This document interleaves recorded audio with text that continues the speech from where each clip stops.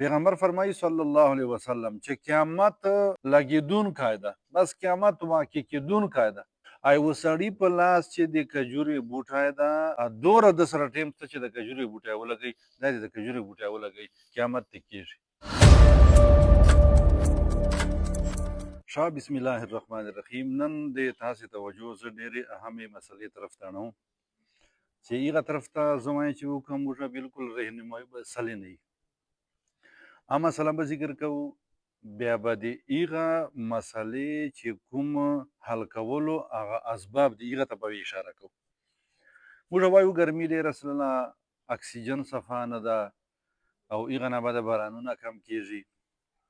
تاسې دې خبرې ته سوچ وکړو چې پیغمبر علیه السلام نن نه 1400 او تقریبا 46 سال مخکې دې خبرې ته اشاره کړې ده، بلکې صراحتا حدیث ته پیغمبر فرمایي صلی الله علیه وسلم چې یو مسلمان یو بوټی ولګوي یا یو فصل وکري، په دې چې مرغۍ یا انسان یا جناور وخوري، دا بیا صدقه ده.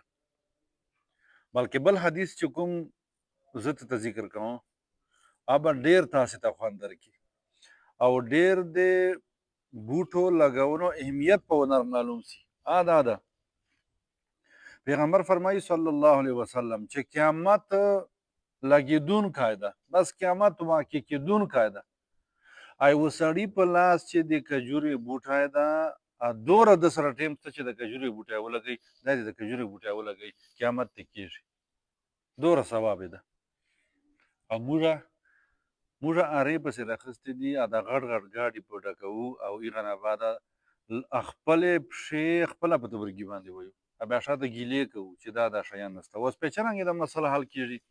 دا ده هسې مثال لکه مروت چې چوره خلک دي چې تقریبا 18 لاک آبادي به یي، چې که هر سړی په دې مسلې عمل وکړي چې زه به یو بوټی سترم، نو 18 لاک بوټي به انشاءالله ستر سي. لاسې 1500 کاله بعد خو به مسله حالي. هغه نه بعده یو ډاکټر د خاص کار نیورووال چې د ګولۍ ورکوي یا مریض بیا پروت دی، که دا ورته ووایي چې ته به 10 بوټي کرې او هغه نه بعد ستروې، بیا د مریض به روغ سي یا بوټي به ستر سي. جج چې کومې تعزیري سزاګانې ورکوي چې هسې خپله جان نه ورکوي چې دا هېڅکې ده ته هغه میلاو سي، تنبیه ورته میلاو سي، دا یې د بوټو لګولو سزا ورکړي. یو استاد هغه دا سټوډنټ ته د که مدرسې ده، که د سکول ده، که د کالج ده، که د یونیورسټۍ ده، هغه ته استاد سزا ورکوي.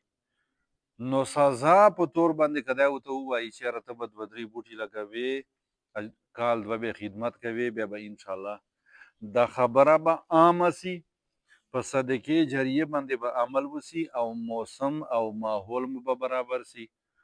او هغه نه بعده هر سړی د لږ کې جان باندې سوچ وکړي چې ما عمر چې چوره بوټي ستر کړه.